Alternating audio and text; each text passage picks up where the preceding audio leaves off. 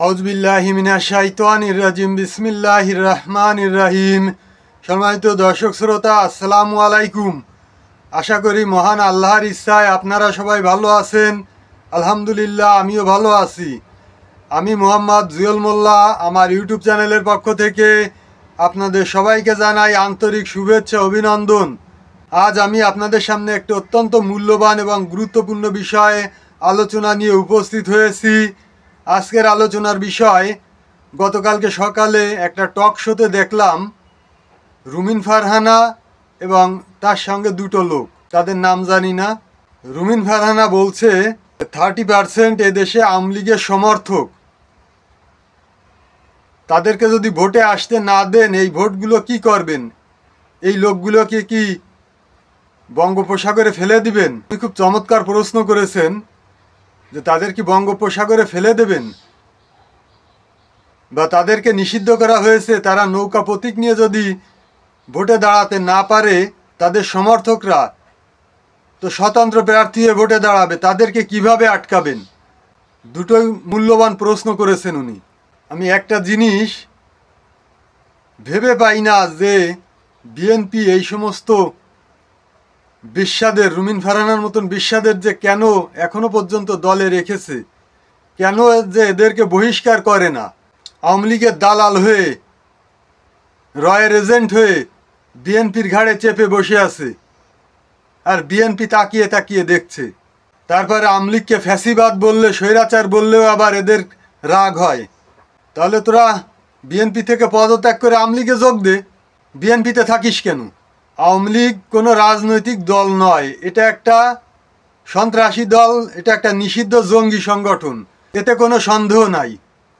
আওয়ামী লীগকে নিষিদ্ধ করা হয়েছে, আর আওয়ামী লীগের যারা সমর্থক 30% হোক বা 10% হোক বা 5% হোক, তাদের একটা সমর্থক বাংলাদেশে আছে, এটা আমিও অস্বীকার করি না। কিন্তু তাদেরকে মনে রাখতে হবে যে আওয়ামী লীগ তো একটা ইন্ডিয়ান দালাল, রয়ের এজেন্ট।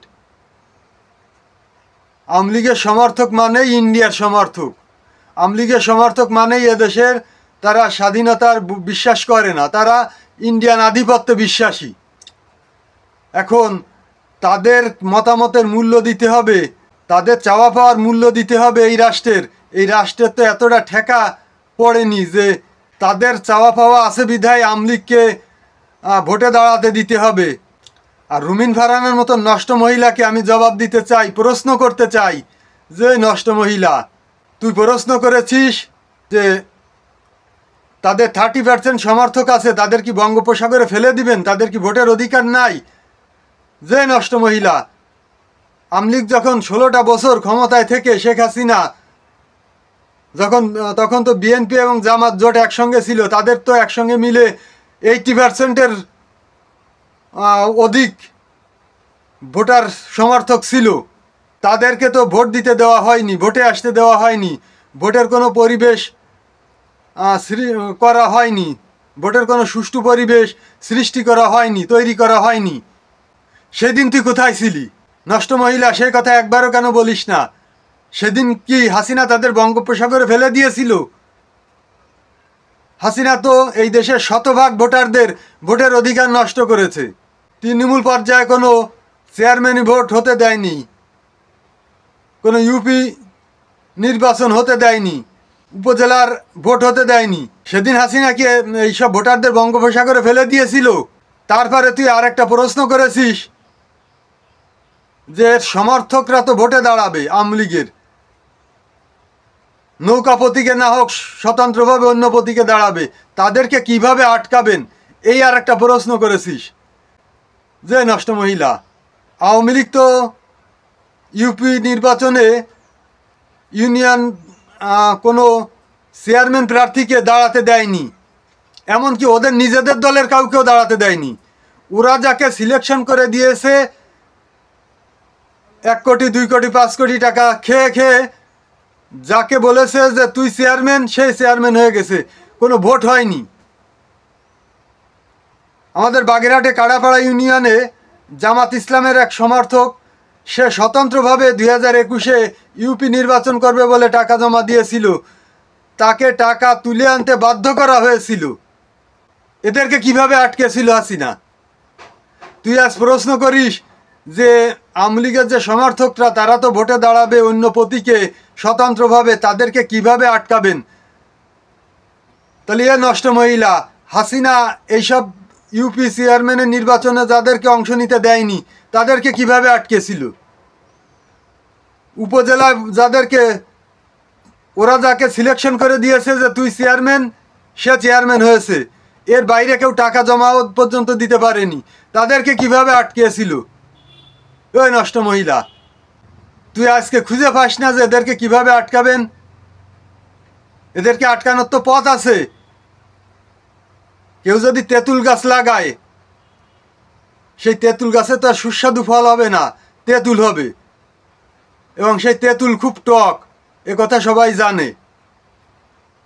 শেখ হাসিনা তো যারা দেখা দেখা ভোট নিয়েছে পাড়া মহল্লায় গ্রামগঞ্জে, যারা মানুষকে ভোটে দাঁড়াতে দেয়নি, হাসিনার চয়েসের বাইরে কাউকে চেয়ারম্যান ইলেকশনও দাঁড়াতে দেয়নি, এদেরকে তো হাসিনা সরাসরি গ্রামগঞ্জে এসে আটকায়নি।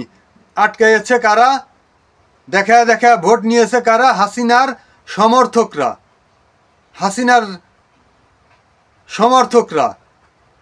তাহলে ওর সমর্থকরা যদি মানুষের ভোটের অধিকার নষ্ট করতে পারে, মানুষকে ভোটে দাঁড়ানো থেকে বিরত রাখতে পারে, তাহলে ওর সমর্থকরা আজকে ভোটে দাঁড়াবে কিভাবে? তারা যেভাবে মানুষকে আটকে দিয়েছিল ঠিক সেইভাবেই। এরপরে হয়তো নষ্ট মহিলা তোর প্রশ্ন থাকতে পারে যে তাহলে তো ওদের মতন আমরা হয়ে গেলাম। আওয়ামী লীগের সমর্থক যারা তারা ইন্ডিয়ার সমর্থক, এতে কোনো সন্দেহ নাই। আওয়ামী লীগের সমর্থক যারা তারা এই দেশ স্বাধীনভাবে চলুক এতে বিশ্বাসী না, স্বাধীনতায় বিশ্বাসী না, তারা ভারতীয় আধিপত্যবাদে বিশ্বাসী, যে বাংলাদেশ ইন্ডিয়ার দখলে থাক, এই নীতিতে যারা বিশ্বাসী। তাদেরকে তো ভোটে দাঁড়াতে দিয়ে এই দেশে কোনো নাশকতা তৈরি করতে দেওয়া যাবে না। দেশের স্বার্থে, জনগণের স্বার্থে, সার্বভৌমত্বের স্বার্থে এইসব নিষিদ্ধ লোকদের, নিষিদ্ধ সংগঠনের যারা নিষিদ্ধ সমর্থক, কাউকে ভোটে দাঁড়াতে বা অংশগ্রহণ করতে দেওয়া যাবে না। তাদেরকে ভোটে দাঁড়াতে দেওয়া, অংশগ্রহণ করতে দেওয়া মানে এদেশে নাশকতা তৈরি হওয়া, বিশৃঙ্খলা তৈরি হওয়া। হয়তো দর্শক শ্রোতা, এই ছিল আজকের আলোচনা। আশা করি আজকের আলোচনা আপনাদের সবার কাছে খুবই ভালো লেগেছে। এই ধরনের আলোচনা নিত্য নতুন সবসময় পেতে আমার চ্যানেলটাকে সাবস্ক্রাইব করবেন এবং অল বাটনে চাপ দিয়ে নোটিফিকেশান বাজিয়ে রাখবেন, তাহলে পরবর্তী ভিডিও ছাড়ার সঙ্গে সঙ্গে আপনার কাছে পৌঁছে যাবে। এবং বেশি বেশি শেয়ার করে আত্মীয় বন্ধু বান্ধবদের মাঝে ছড়িয়ে দেওয়ার অনুরোধ করছি, যাতে সবাই দেখার সুযোগ পায়।